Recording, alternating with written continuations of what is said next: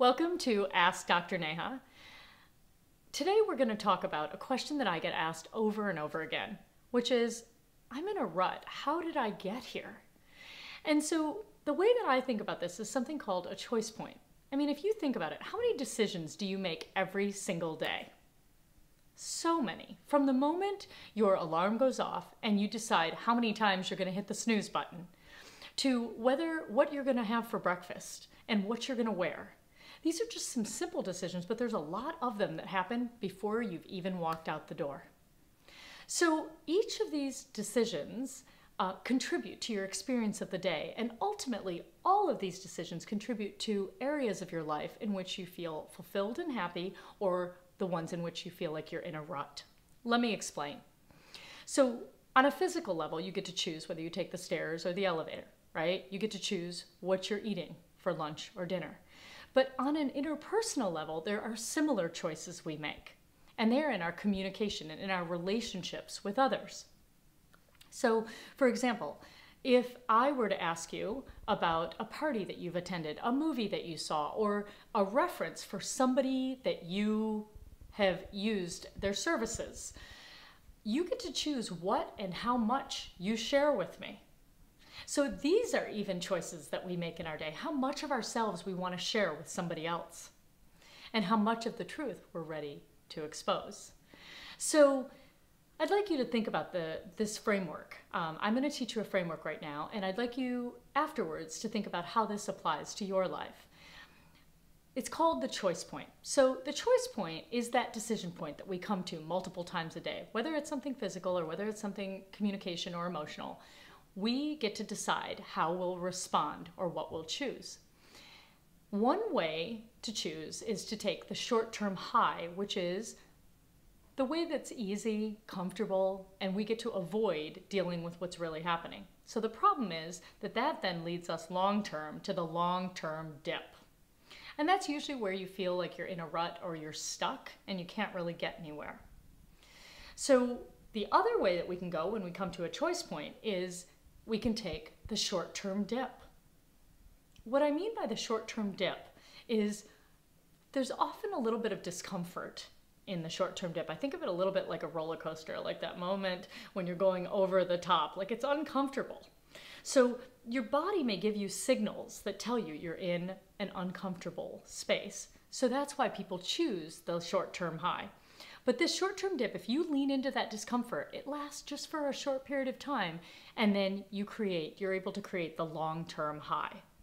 So let's give you an example about what I'm talking about. Let me tell you how it happens for me in healthcare. Often I see patients who are critically ill. So I'll have to, once the tests come back, I'll have to give them their diagnosis. Oftentimes their family members will pull me aside and ask me not to tell them everything that's going on because they can't handle it. Well, that would be me coming to a choice point and taking the short-term high of avoiding the truth. But the long-term dip and the rut that I would end up in is people would be upset with me, I would feel disconnected from my patients, they wouldn't trust me, and there wouldn't be a lot of healing happening.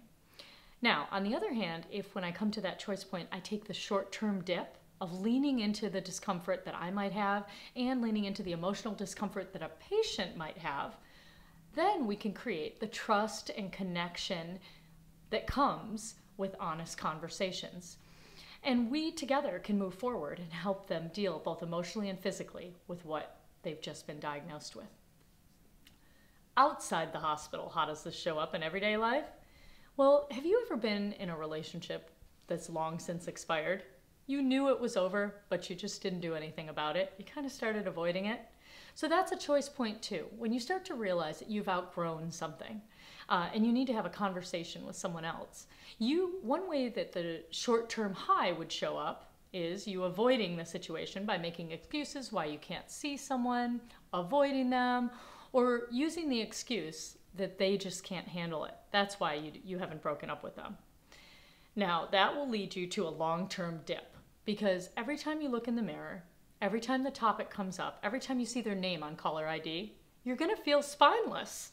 Your self-esteem will go down, and you're not going to feel good about it. And you're going to feel trapped.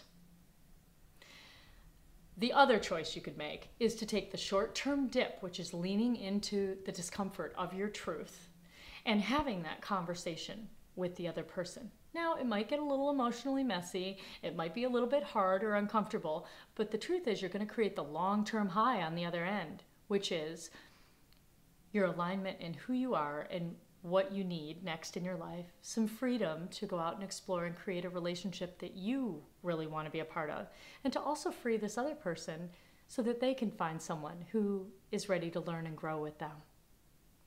So this is just one example in our everyday life where this happens, but I'd like you now to take a moment and reflect on a situation in your life where you feel stuck, where you have that long-term dip and you're kind of in a rut, and then trace it back.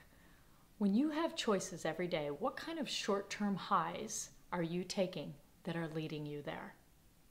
So come on over to the vlog, and I'd love to hear what you're working on and what you're working through and what you've noticed about how you're doing it and how that's contributing to your outcome.